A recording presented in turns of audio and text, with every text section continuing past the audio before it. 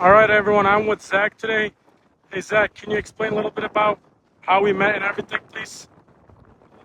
The other day up in Meijer, he was just kind enough to offer some work, pay me cash to work on a semi-trailer, a call hauler, rust, grinding down rust and getting it ready to be painted. Okay, perfect. And then after we spoke about your background, what happened, what got you into the streets, and then you said something about your son. Can you explain about that, please?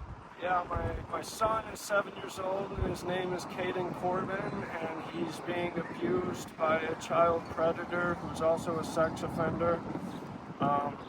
And he hit my kid, and I filed with CPS, and the report was ignored. So I went to the state to get custody of my son, and I was granted custody of my son by Sarah Williams out of East Lansing.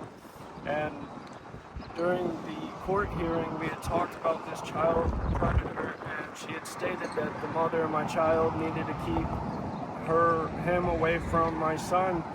And within a year, the mother of my child kept bringing this guy around my kid, and he was using drugs and now has hepatitis.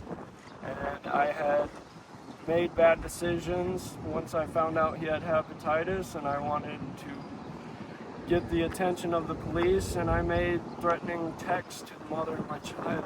And I was arrested and incarcerated, and the report was ignored because I'm homeless.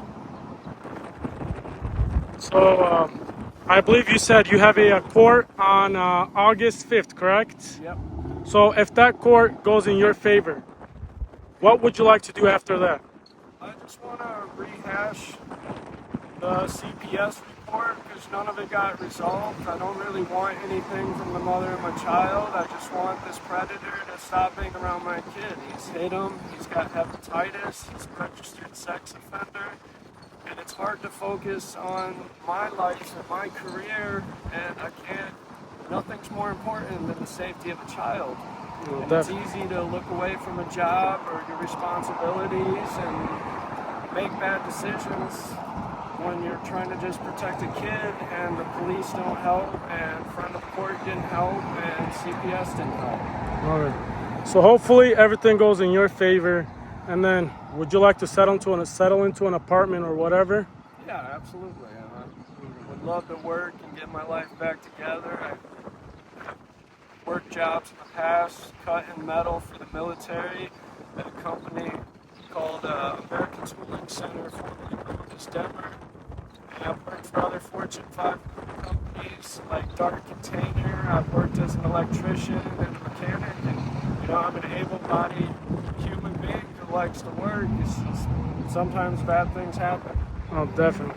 So what my goal is, and hopefully I trust the community to put awareness out there, try to collect as much money as we can for you. So after this court, hopefully we can reunite you with your son, move into an apartment, have a stable job, and then hopefully from there on, you'll be on your foot back. Yeah, I think that's great.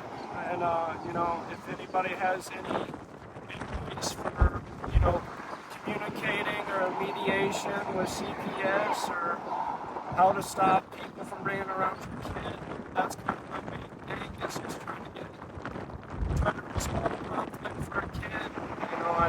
It's hard to focus on anything else. Definitely. And Zach, one last question. If people want to find you, where can they find you? Online, or normally the shelters or the community centers such as Crystal Rays or New Hope. Okay. So currently we're at QD. This is off Larch, correct? Yeah, let me just zoom in so people could see Larch and Saginaw. Okay, Zach, so what I'm going to try to do is post this online. Hopefully we'll be able to help you out along with the community. Thanks, man, and thanks for letting me work for you. Thank you, sir.